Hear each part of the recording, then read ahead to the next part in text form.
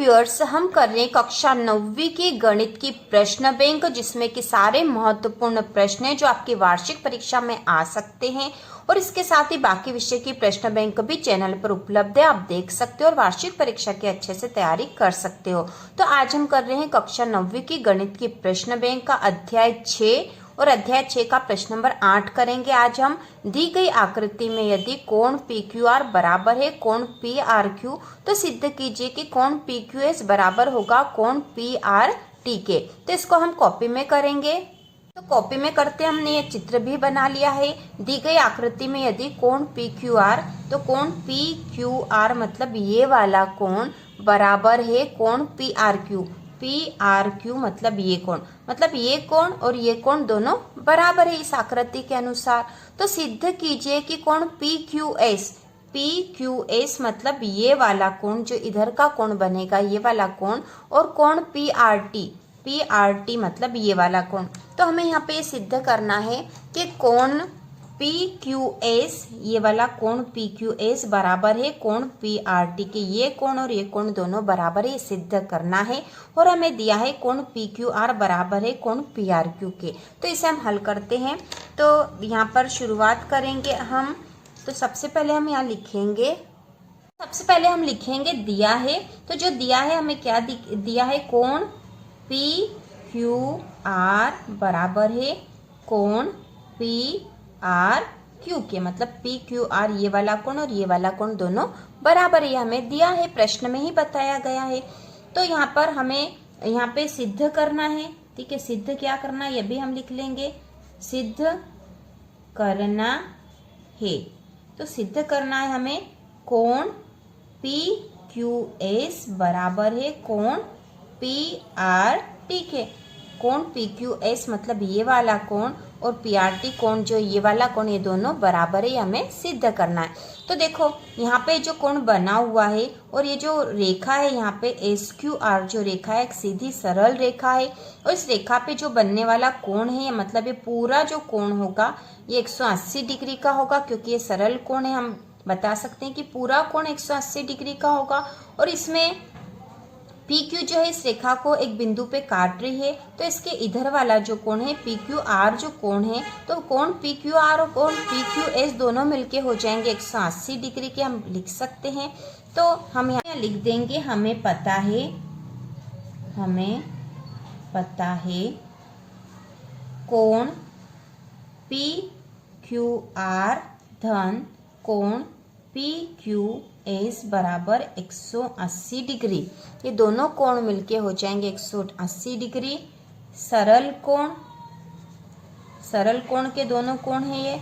ठीक है, सरल कोण के दोनों कोण बन रहे हैं। यहाँ पे दोनों भाग वाले जो कोण है, ये कोण और ये कोण दोनों मिलके एक सरल कोण हो जाएगा पूरा, और इस पूरे का मान होता है 180 डिग्री। तो इसके बाद हम फिर से लिख देंगे इसी प्रकार कोण PRQ धन कोण PRT बराबर 180 डिग्री। तो इसमें भी हम लिख देंगे सरल कोण। ठीक है, दोनों कोण मिलके हो जाएंगे एक सरल कोण। तो कोण PRQ, तो देखो कोण PRQ मतलब ये कोण और कोण PRT मतलब ये कोण, ये दोनों कोण मिलके हो जाएंगे 180 डिग्री, क्योंकि QRT एक सरल रेखा और उस पर जो बनने वाला पूरा कोण है ये 180 डिग्री का है।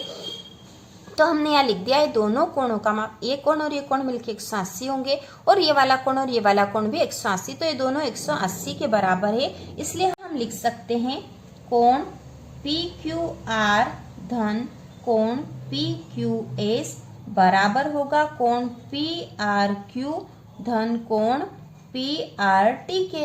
ये दोनों बराबर होंगे क्योंकि दोनों का ही माप 180 के बराबर है। अब हमें पता है, हमें दिया है, क्या दिया हमें दिया है कोण PQR बराबर है कोण PRQ के। मतलब PQR बराबर है PRQ के, PQR बराबर है PRQ के, दोनों कोण बराबर है। तो यह इस कोण से कोण आसानी से कट जाएंगे क्योंकि दोनों ही बराबर है, हमें तो दिया है ये। जिससे अब क्या बचेगा हमारे पास, कोण PQS बराबर है कोण PRT के। ठीक है। पी क्यू एस बराबर हो जाएगा कोण पी आर टी के, क्योंकि पी क्यू आर और पी आर क्यू दोनों बराबर है। हमने इन दोनों को आपस में यहाँ काट दिया है, ठीक है। और यहाँ पे अब जो शेष बचे हैं कोण पी क्यू एस बराबर होगा पी आर टी के, ये दोनों तो बराबर है। मतलब यदि इनको नहीं भी काटे तो इसका और इसका मान बराबर है। जैसे यदि ये 5 है तो ये भी 5 होगा, ये दोनों ही बराबर है। और इन दोनों कोण का माप और इन दोनों कोण का माप तो 180 डिग्री है। तो यदि ये बराबर है और ये बराबर है तो ये और ये भी बराबर होगा, तो ही 180 डिग्री मान आएगा। तो ऐसी स्थिति में हमने लिख दिया कि कोण पी क्यू एस बराबर हो जाएगा कोण पी आर टी के, और यही हमें सिद्ध करना था, यही सिद्ध करना था। तो ये हमने सिद्ध कर दिया, ठीक है। ये इसका आंसर है। तो इस प्रकार ये बहुत आसान सा क्वेश्चन है, हम आसानी से इसको हल करके हमने बता दिया है। अब हम अगला प्रश्न करते हैं। इसके बाद अगला प्रश्न नंबर 9 है, दी गई आकृति में x और y के मान ज्ञात कीजिए और फिर दर्शाइए कि ए बी समानांतर है सी डी के। तो हमें यहाँ पे दर्शाना है कि ए बी समांतर है सी डी के, और यहाँ जो आकृति दे रखी है उसमें x और y के मान ज्ञात करना। तो ये आकृति यहाँ पर हमने बना ली है प्रश्न में से देखकर। तो ये जो रेखा है ए बी और सी डी, ये दो दे रखी है हमें, इनको एक रेखा काट रही है यहाँ पे, और जहाँ जहाँ काट रही है वहाँ जो कोण बन रहे, तो ये कोण 50 डिग्री दे रखा है, और यहाँ कोण x है और ये है कोण y, और इस कोण का मान दे रखा है 130। तो हम इसको नाम दे देते हैं, इसको नाम दे देंगे हम r और ये हो जाएगा t। तो यहाँ जो कोण बना है a, और इस बिंदु को भी नाम दे देंगे, इसको दे देते हैं नाम हम p, और इस बिंदु को दे देते क्यों, तो बिंदुओं को नाम इसलिए दे रहे हैं ताकि हम कोण अच्छे से दर्शा सके, कोण बता सके हम। तो अब हम इसको करते हैं। तो यहाँ जो दर्शा रखा है, हमें x और y का मान ज्ञात करना है, और x और y का मान ज्ञात करने के बाद हमें दर्शाना है कि ए बी समांतर है सी डी के। तो शुरू करते हैं। सबसे पहले हम लिखेंगे आकृति के अनुसार, आकृति के अनुसार, आकृति के अनुसार हमें जो दर्शा रखा है कोण, तो आकृति के अनुसार कोण ए पी आर, कोण ए पी आर मतलब ये वाला कोण, तो कोण ए पी आर धन कोण A P Y, A P Y बराबर होंगे 180 डिग्री के।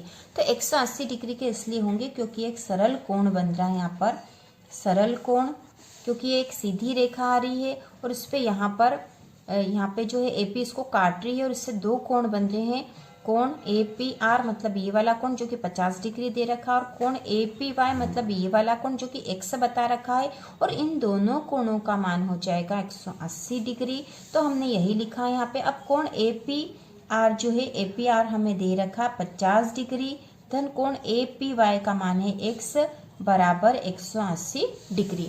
अब इससे हम x का मान निकालेंगे, तो x हो जाएगा x बराबर 180 ऋण 50।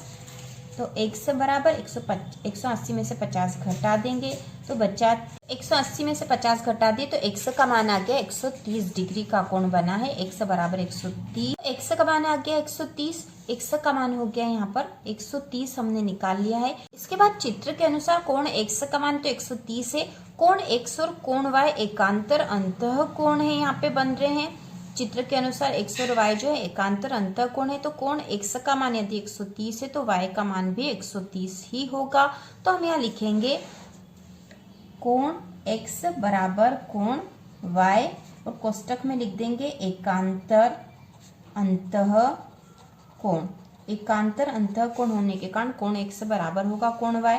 तो कोण x का मान है 130, तो y का मान भी होगा, y का मान भी हो जाएगा 130। तो कोण y का मान भी हमने निकाल लिया 130 होगा।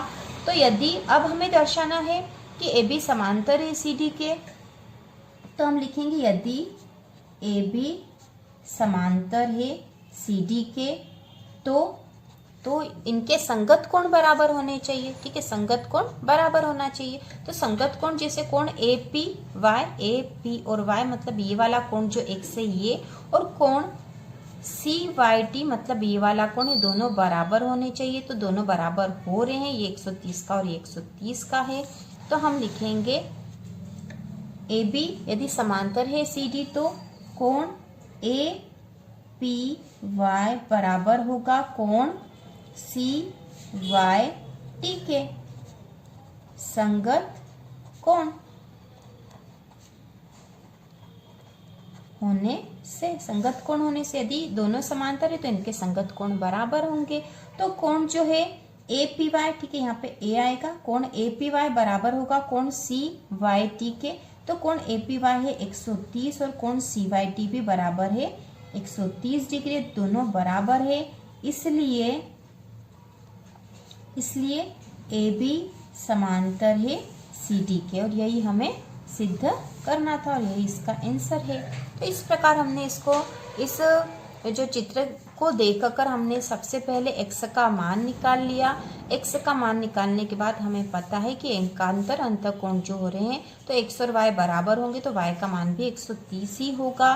और 130 इसका निकालने के बाद हमने बता दिया कि दोनों समांतर रेखाएं हैं तो इनके संगत कोण बराबर होंगे। मतलब जो कोण x का मान होगा वही कोण सी वाई टी इस कोण का मान भी होगा, तो इन दोनों के मान भी बराबर हो रहे हैं, इसलिए रेखा जो है ए बी सी डी के समांतर है। तो इस प्रकार प्रश्न नंबर 9 भी हो चुका है।